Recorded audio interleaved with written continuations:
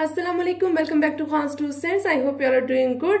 In the previous video, we learned about parts of speech. In today's video, we are going to learn continuous tense. Continuous tense से मुराद वो tense है जिसमें हम किसी उस action के बारे में बताएंगे जो अभी हो रहा है या पास्ट में हो रहा था या फ्यूचर में हो रहा होगा। ठीक है, ऐसे जुमलों को हम कहते हैं कॉन्टिन्यूस टेंस, जिसमें हम जारी एक्शन के बारे में बताते हैं। इसका सिंपल सा एक फॉर्मूला है, चाहे वो प्रेजेंट है, पास्ट है या फ्यूचर कॉन्टिन्यूस टेंस है। इसका जो सिंपल बेसिक फॉर्मूला है वो है सब्जेक्ट के बाद हेल्पिंग वर्ब लगाना है और हेल्पिंग वर्ब के साथ first form of verb with ING लगाना है। ठीक है, आपका जो भी सब्जेक्ट है like I we you they या स्टूडेंट्स टीचर्स जो भी है, उसके बाद आपने उसके अकॉर्डिंग हेल्पिंग वर्ब का इस्तेमाल करना है और उसके साथ first form of verb with ING का इस्तेमाल करना है। अब आप कहेंगे कि हेल्पिंग वर्ब क्या है? हेल्पिंग वर्ब बेसिकली ये कुछ अल्फाज हैं जो कि हमें हमारे बेसिक मेन वर्ब के साथ हमें हेल्प आउट करते हैं, जैसे कि is, are, am, was, were, will, shall. अभी कॉन्टिन्यूस टेंस से रेलिवेंट हमारे पास यही हेल्पिंग वर्ब है, इसलिए आज की वीडियो में हम सिर्फ इसी पे डिस्कशन करेंगे। अब बहुत से लोगों को ये मसला होता है कि हेल्पिंग वर्ब क्या है और उसको किस सब्जेक्ट के साथ लगाना है। इज, आर, एम तीन हेल्पिंग वर्ब जो हैं हमारे प्रेजेंट टेंस में इस्तेमाल होते हैं। अगर आप पास्ट टेंस में हेल्पिंग वर्ब का इस्तेमाल करेंगे, आपने वॉज एंड वर का इस्तेमाल करना है और फ्यूचर के लिए आपने विल, शेल का इस्तेमाल करना है। लेकिन आजकल की जो हमारी इंग्लिश है, यहाँ पर शेल एक तरह से ऑब्सोलीट वर्ड हो चुका है, इसका इतना इस्तेमाल नहीं होता। बस आपने फ्यूचर की जब भी बात करनी है आपने विल का इस्तेमाल करना है। अब सवाल ये होता है कि किस सब्जेक्ट के साथ कौन सा हेल्पिंग वर्ब लगाना है। इसलिए मैं छोटा सा ये आपके लिए चार्ट बना लिया है। अगर प्रेजेंट टेंस की बात करें और आपका सब्जेक्ट सिंगुलर है, मींस आपका सब्जेक्ट एक है, like Ali, Ayesha, he, she, student, cat, it, ठीक है, सिंगुलर सब्जेक्ट है तो आपने इसका इस्तेमाल करना है। और ये जो एम है ये सिर्फ और सिर्फ जब आपका सब्जेक्ट आई है तब आपने एम का इस्तेमाल करना है। I am fine, I am good, I am learning, I am teaching, I am studying, ठीक है, तब सिर्फ आपने एम का इस्तेमाल करना है। अगर हम इसके अलावा बाकी जितने सिंगुलर सब्जेक्ट्स हैं अगर उनकी बात करें तो आपने इसका इस्तेमाल करना है। इसी तरह जब भी आपका सब्जेक्ट प्लूरल होगा, like they, we, you, students, teachers, cats, means plural subject है, तब आपने आर का इस्तेमाल करना है। अगर पास्ट टेंस की बात की जाए, अगर आपका सब्जेक्ट सिंगुलर है, आई, ही, शी, इट, अली, आयशा, तो आपने वॉज लगाना है। और अगर सब्जेक्ट प्लूरल है तो आपने वर का इस्तेमाल करना है। फ्यूचर की बात करें तो दोनों में आप विल लगा सकते हैं। I hope that it is clear.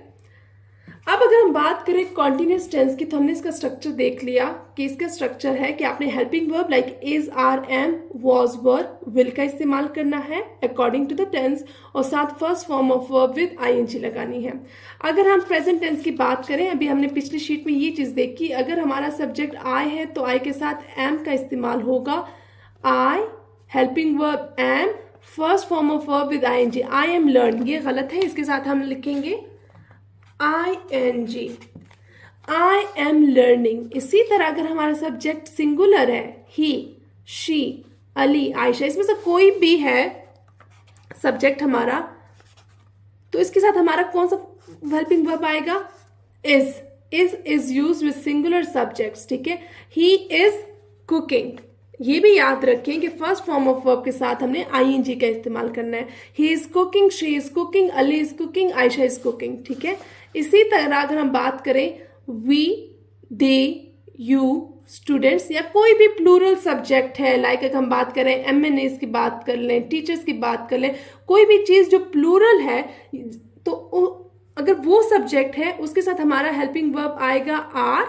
They are cooking, you are cooking, students are cooking या स्टूडेंट्स आर स्टडिंग, जो भी इस तरह के अल्फाज है। अब आपको ये चीज क्लियर हो गई होगी कि अगर प्रेजेंट कॉन्टिन्यूस टेंस की बात करेंगे तो हमने इज, आर, एम का इस्तेमाल करना है और साथ first form of verb with ING लगानी है। कुछ एग्जांपल्स हम लिख के भी ट्राई कर लेते हैं। For example, Ali is painting, Ali is painting the wall. अब मैं आगे ऑब्जेक्ट नहीं लिख रही, बस सिंपल से बता रही हूँ। अली सिंगुलर है इसलिए मैंने इसके साथ इसका इस्तेमाल किया है, अली इज पेंटिंग। इसी तरह एक और एग्जांपल हम कर लेते हैं। They are going.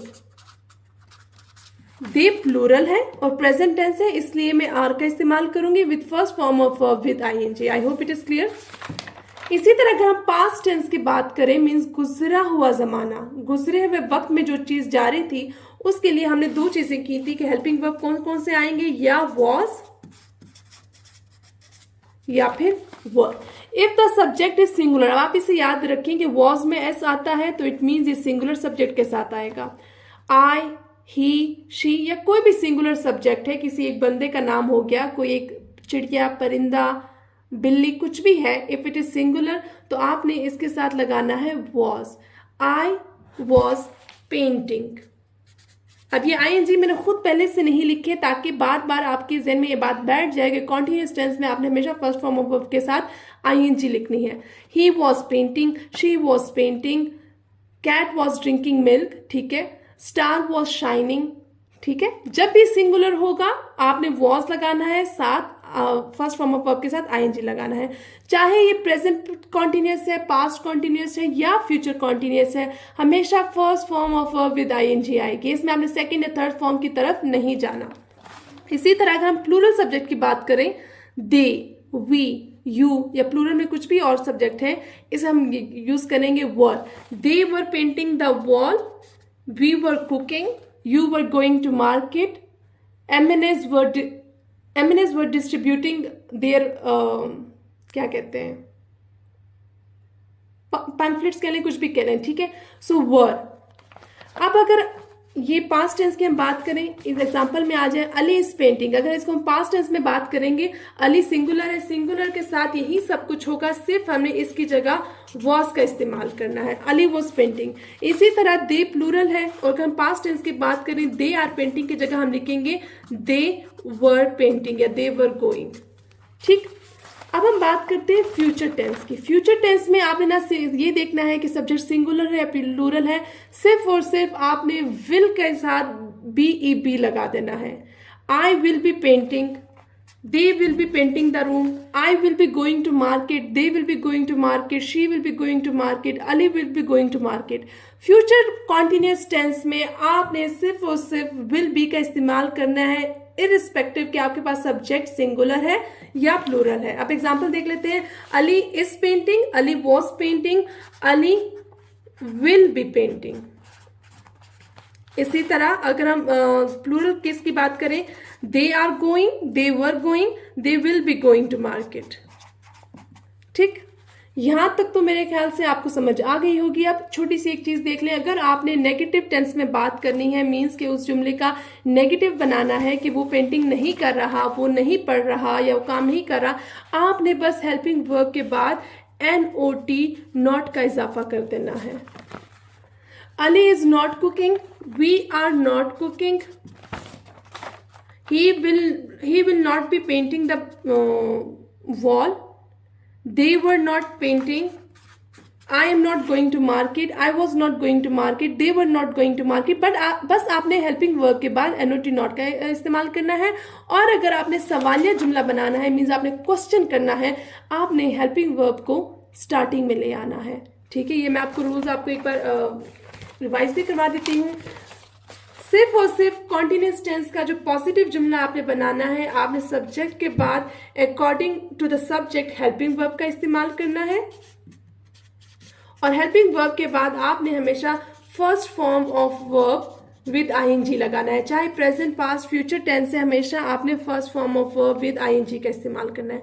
अगर आपने नेगेटिव जुमले बनाने हैं, आपका सारा यही स्ट्रक्चर रहेगा, सिर्फ हेल्पिंग वर्ब के बाद आपने नॉट का इस्तेमाल करना है, और अगर आपने क्वेश्चन करना है तो हेल्पिंग वर्ब को आप स्टार्टिंग में ले आएंगे।